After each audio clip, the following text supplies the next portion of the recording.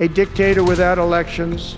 Zelensky better move fast or he's not going to have a country left. Got to move fast because Президент Трамп з великою повагою до нього відносимося як до лідера народу, який ми дуже поважаємо, американський народ, який нас постійно підтримує. На жаль, живе в цьому дезінформаційному просторі. 취임 전부터 이미 우크라이나 전쟁 종전시키겠다고 공언을 한 트럼프 미국 대통령. 지금 어떻게든 이 전쟁을 빨리 끝내려고 실제로 이러한 흐름에 속도를 내고 있습니다. 최근 미국, 러시아 고위 당국자들, 우리로 치면 외교부 장관들끼리 사우디에서 만나서 협의를 했습니다. 미국과 러시아 양국이 우크라이나 분쟁 종식을 위한 고위 협상팀을 신속히 구성하기로 했다. 또 우크라이나 전쟁을 끝내기 위한 해결책에 모든 관련 당사자가 동의해야 한다. 이렇게 마코 루비오 미 국무장관이 이야기했습니다. We agreed on what the goal is. The goal is to bring an end to this conflict in a way that's fair, enduring, sustainable, and acceptable to all parties involved. 그런데요, 이 협의에 우크라이나와 유럽이 배제가 됐죠. 특히 우크라이나 패싱 아니냐 이런 논란도 제기가 됐고, 미국 행정부도 이를 의식한 듯이 미 국무부 대변인이 실제 평화를 위한 협상은 우크라이나와 함께 이루어질 것이다, 이렇게 달래는 말을 하기도 했습니다. 이런 말 저런 말들이 나오고는 있습니다만 정확히 실제 무슨 대화를 나눴는지 이건 사실 공개할 단계도 아니기 때문에 자세한 내용을 정확히 알기는 어렵습니다. 그래서 팩트는 기본, 맥락까지 전해드리는 딥백에서는요, 지난주에 이어서 북핵과 한국 2편을 준비를 하고 있었는데 긴급하게 현재 전쟁 상황이 어떤지, 그리고 각국의 입장은 어떤지, 대체 뭐가 지금 쟁점이 되고 있는지, 이런 부분들에 대해서 많은 궁금증이 있으실 것 같아서 저희가 이번 편을 마련을 해봤고요. 신뢰할 수 있는 자료들, 그리고 가장 관련이 된 최신의 발언과 자료들을 중심으로 한번 준비를 해봤습니다.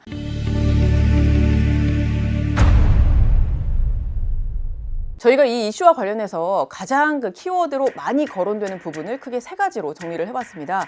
지금 화면으로 보이실 텐데요. 바로 이 내용들입니다. 첫째, 우크라이나와 러시아 영토 어떻게 될지, 이 부분입니다. 2월 19일 기준 ISW 미국 전쟁연구소 자료입니다. 이 부분, 즉 우크라이나 영토의 약 5분의 1이 러시아가 점령한 영토로 분류가 되는데요. 참고로 크림반도는요, 이 전쟁이 이미 시작되기 전에 러시아가 점령한 부분이거든요. 이 부분까지 포함을 해서 5분의 1입니다. 미국과 러시아가 회담을 진행을 했기 때문에 먼저 미국과 러시아 입장부터 살펴보겠습니다. 미국의 입장은 지금의 이 상태에서 일단 동결하자. 그런데 협상 과정에서 우크라이나 땅은 일부 돌아올 수도 있다. 이 정도의 입장입니다. 트럼프 대통령이 현지 시각 2월 12일에 푸틴 러시아 대통령과 통화를 한 이후에 이렇게 말을 했습니다. 미 국방장관이 우크라이나가 2014년 이전으로 영토를 회복하는 건 비현실적이라고 언급을 했는데, 트럼프 대통령 본인도 비슷한 취지로 가능성이 낮아 보인다 라고 하긴 했습니다. 이에 대해서 개인적인 의견을 내놓는 건 아닙니다만, 이 주제에 대해서 제가 많이 읽어봤고 또 많은 사람들이 러시아가 점령한 그 점령지의 반환은 가능성이 많이들 낮다고 생각한다 라고 했어요. 일부는, 그러니까 러시아가 점령한 우크라이나의 땅 일부는 돌아올 겁니다. 내 생각에 일부는 돌아올 것 같습니다. 네, 그 땅의 일부는 돌아올 겁니다. 이런 말을 또 3번이나 반복을 해서 했습니다. 이게 바로 트럼프 대통령 본인의 발언이거든요. 그 다음, 러시아는 일단 점령한 곳들 포기 못한다, 이 입장입니다. 더 나아가서 전쟁을 초래한 근본적인 원인들, 이것 역시도 다음 쟁점 키워드 부분에서 설명을 드릴 부분인데, 어쨌든 그걸 제거를 해야 하고 지금 자신들이 잡고 있는 영토들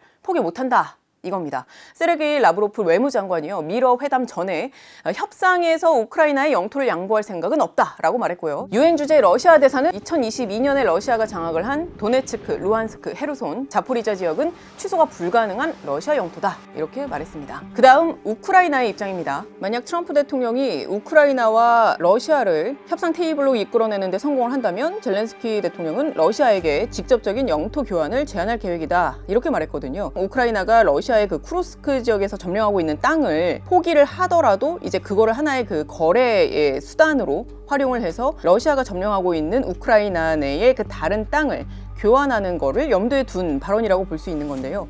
실제로 젤렌스키 대통령이 이어서 뭐라고 했냐면, 우리는 한 영토를 다른 영토와 교환할 것이다 라고 이야기했습니다. 근데 우크라이나가 대신 어떤 러시아 점령 땅을 요구할지는 모른다라고 했어요. 러시아에 점령당한 자신들 영토를 되찾는 것도 물론 중요하지만 적어도 지금 이 시점에서는 그것보다는 안전보장과 같은 다른 조건들을 조금 더 우선순위에 두는 모습이에요. 정리를 하자면 러시아가 점령을 한 땅을 당장은 다 찾지 못하더라도 일단 다른 조건들이 관철이 되면 어쨌든 외교적인 방식으로 나중에라도 찾아내겠다. 이 정도로 조금 바뀌었습니다. 앞서 젤렌스키 대통령이 언급한 그 조건이 뭐냐면 우크라이나의 나토 가입을 허용을 하든가 아니면 미국 등 서방이 러시아가 다시 우크라이나를 침략하지 않도록 확고한 안전 보장을 제공해야 한다. 이 부분인데요. 그 다음 쟁점으로 다뤄보겠습니다. 두 번째는요. 우크라이나 나토 가입 여부를 포함한 안전 보장 부분입니다. 우크라이나의 입장은 애시당초 나토 가입을 추진해 왔듯이 나토 가입 당연히 허용을 해달라 이겁니다.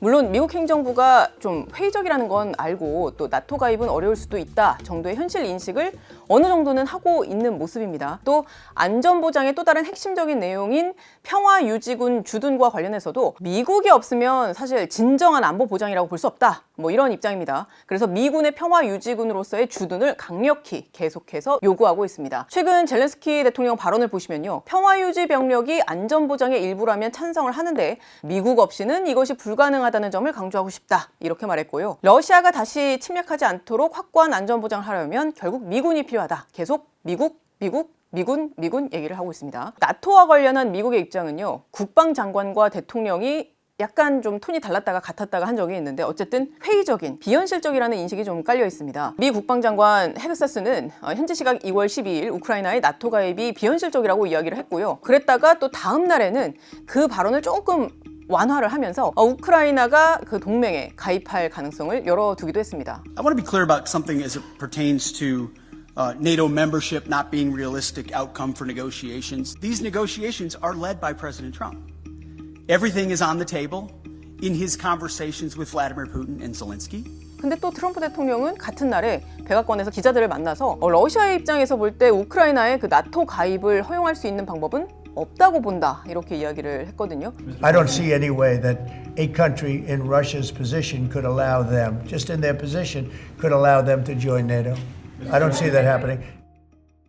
나는 그게 현실화될 것이라고 보지 않는다 이렇게 말을 했습니다. 피트 헤그세스 미 국방장관은 현지 시각 2월 12일 나토 본부에서 열린 회의에서 이런 말을 했습니다. 우크라이나에 대한 안보 보장은 유능한 유럽과 비유럽 군대의 지원을 받아야 한다. 그런데 이 군대들이 언제든지 평화유지군으로 배치가 된다면 비나토 임무의 일부로 배치가 되어야 한다라고 하면서 원론적인 차원에서 평화유지군 배치 가능성은 열어놨지만 곧이어서 이렇게 말했어요. 분명히 말씀을 드리자면 어떠한 안보 보장의 일환으로도 미국 군대가 우크라이나에 배치되지 않을 것이다 라고 했어요. 즉 미국 군대 평화유지군으로 우크라이나에 갈 일 없다. 이 얘기를 한 겁니다. 트럼프 대통령도 비슷합니다. 트럼프 대통령은 18일 리야드 회담 이후에 기자회견에서 종전 후 우크라이나에 유럽이 평화유지군을 주둔시키는 것에 대해서 뭐 유럽이 그렇게 하고 싶다면 그것도 괜찮다. 나는 전적으로 찬성한다. 유럽의 관점에서 보자면 군대 주둔하는 거 괜찮을 거다. 그런데 우리는 그렇게 안 할 거다. 그렇게 하지 않을 것이다 라고 언급을 했습니다. 마크롱 프랑스 대통령 그리고 스타머 영국 총리가 각각 현지 시각 24일 그리고 27일에 트럼프 미국 대통령과 만나서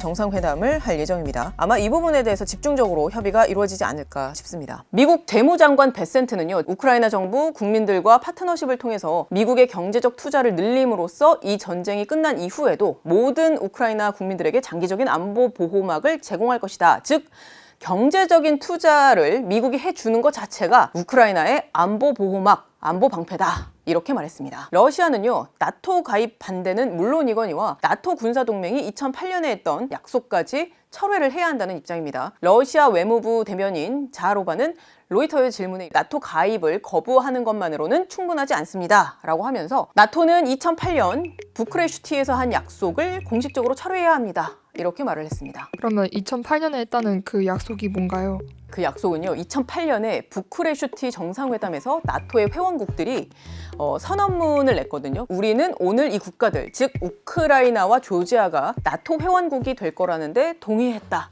이런 한 문장이 있어요. 즉 그러니까 나토 너희들도 나토 가입에 대한 동의를 철회해라. 아예 없던 일로 해야 한다. 이겁니다. 트럼프 대통령이 최근에 우크라이나에 720조 원을 요구했다고 하면서 이제 경제적 식민지라는 얘기까지 나오고 있는데 이런 것들은 자세히 어떻게 되나요? 이 부분도 꼭 짚어야 되는 부분이죠. 트럼프 대통령이 2월 10일쯤 폭스뉴스에 나와서 그러니까 미국이 5천억 달러, 약 720조 원 규모의 우크라이나 히토류 광물을 확보하기를 원한다. 이렇게 밝혔고 그러니까 우크라이나가 사실상 동의했다라고 주장을 했습니다. 경제적 식민지로 전락하는 것 아니냐 이런 얘기들이 나오고 있는 거고 여러 비판들도 제기가 되고 있는 상황입니다. 근데 이 내용이요 사실 젤렌스키 대통령이 지난해 9월에 그 미국을 방문해서 당시 트럼프 대통령 후보자도 만나고 바이든 당시 대통령도 만났는데 그때 전달했던 빅토리 플랜이라는 게 있는데요. 이게 사실 일부 내용은 공개가 돼 있습니다. 국회에서 밝힌 빅토리 플랜이라는 내용이 정리가 돼 있습니다. 이게 뭐냐면요. 전략적 경제적 잠재력을 갖고 있는 우크라이나가 전략적 파트너 국가들에게 자신들의 그 핵심 자원의 공동 보호, 공동 투자, 그리고 이러한 그 어떤 경제적인 어떤 잠재력의 사용을 위한 특별 협정을 이미 제안했다. 이런 내용입니다. 특히 여기에는 천연 자원과 우라늄, 티타늄, 리튬, 흑연, 그리고 기타 등등 전략적으로 가치가 있는 자원을 포함해서 수조 달러 상당의 중요한 자원들이 포함이 되며 이는 글로벌 경쟁에서 상당한 이점이라는 점을 젤렌스키 대통령 본인이 어필을 한 내용들입니다. 이게 우크라이나 입장에서는요, 핵심 자원 매장량이 러시아의 어떤 주요한 약탈 목표 중 하나라고 보기 때문에 이걸 러시아에 주는 게 아니라 전략적 파트너 국가들과 함께 이걸 투자의 기회로, 그리고 자신들은 어떤 재건을 하고 또 이걸 또 성장을 하는 계기로 삼아 보겠다.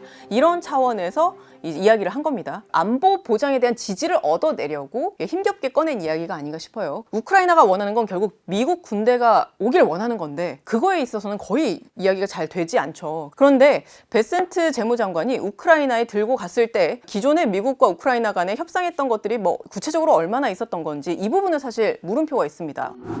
텔레그래프가 입수한 베센트 장관이 젤렌스키 대통령에게 건넨 그 협상안 초안 내용에 대해서 간략히 설명해드리면요. 미국과 우크라이나는 재건 투자 기금을 설립하게 되는데 이 기금이 모든 그 미래의 우크라이나 자원 관련 허가와 사업 방법 등에 대해서 결정할 모든 독점적 권리를 갖게 된다.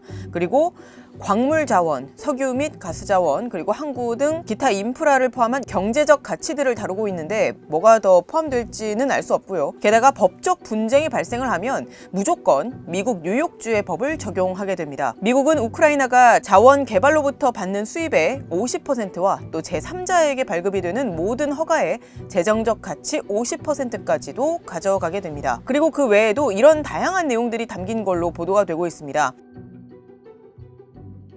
그런데 젤렌스키 대통령이 왜 이 초안을 사실상 거절을 했느냐? 저희가 젤렌스키 대통령의 인터뷰와 또 여러 자료들을 종합을 해보니까 이 이유 때문인 것 같습니다. 우크라이나는 전쟁이 끝난 이후 안보 보장이 우선이고 이게 가장 중요하기 때문에 그걸 얻어내기 위한 일종의 마중물로 이 경제적 투자 가능성 부분을 언급을 했던 건데 미국은 이걸 이미 미국이 지원을 해준 것에 대해서 당연히 받아내야 할 대가, 즉 상환 개념으로 접근을 해서 입장차가 큰 겁니다. 그래서 이제 젤렌스키 대통령이 왜 서명을 안 했는지에 대해서 본인이 이렇게 설명을 했습니다. 이 협정은 우리를 보호하지 못한다고 생각이 되고 또 우리의 이익을 보호하지 않는다. 나는 우리 장관들이 서명하는 걸 허락하지 않았다라고 이야기를 했고요.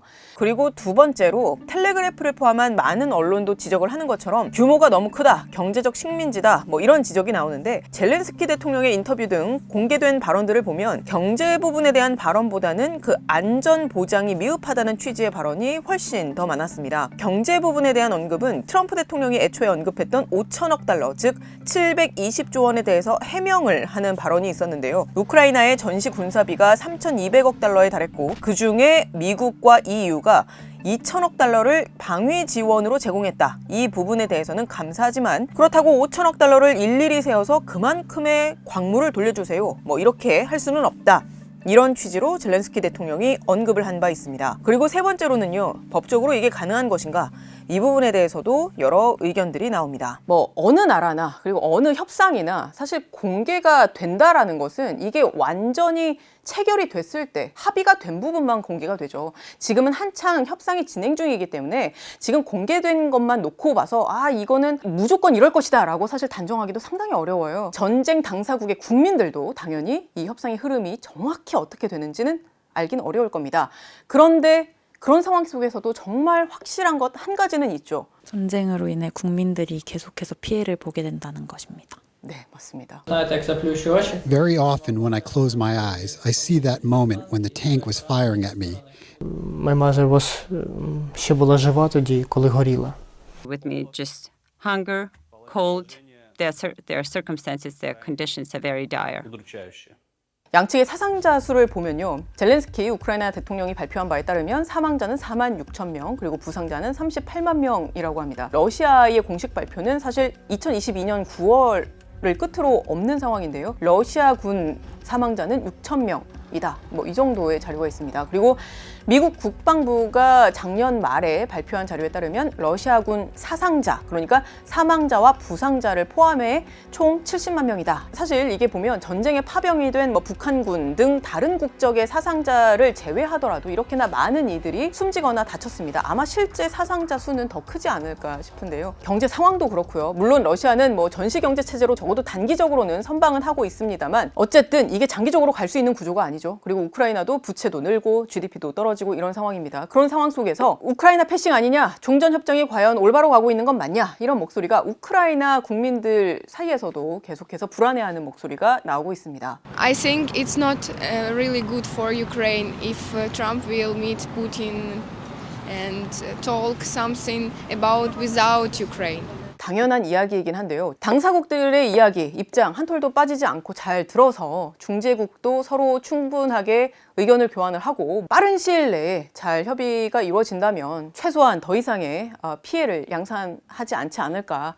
이미 3년 동안 모두가 참 많은 고통을 받지 않았습니까? 어쨌든 조속히 더 많은 피해가 일어나지 않게 올바른 방향으로 종전이 되었으면 합니다. 우크라이나는 뭐 물론 지정학적으로도 여러 상황적인 측면에서도 한국과 동일선상에 놓고 비교를 할 수는 없어요. 그렇지만 앞서도 말씀드렸듯이 이 전쟁은 그 자체로 우리의 삶에 큰 영향을 미쳤습니다. 당장 북러 군사동맹 이 기반으로 해서 북한이 러시아의 각종 무기, 파병 지원하고 그 대가로 그들이 전쟁에서 실전 데이터를 쌓아가고 있죠. 한국을 얼마든지 더 정확하게 공격을 할 수 있는 그 확률을 더 높이고 있는 상황입니다. 그러다 보니 우크라이나가 과거에 핵 포기를 했으니까 이런 상황 맞닥뜨렸으니까 한국도 핵 무장해야 된다, 이런 이야기까지 지금 이어져 오고 있는 상황이죠. 혹시 이 부분이 궁금하신 분들은 저희가 지난주에 만든 이 핵무장론 관련한 콘텐츠를 보시면 되고요. 트럼프 대통령의 행보도 2차 세계대전 이후로 그 세계 경찰 역할을 자임해왔던 기존 미국의 태도와는 180도 다르기 때문에 그 부분에 있어서도 함께 면밀하게 보면서 한국의 각 경제든 안보든 각 분야별로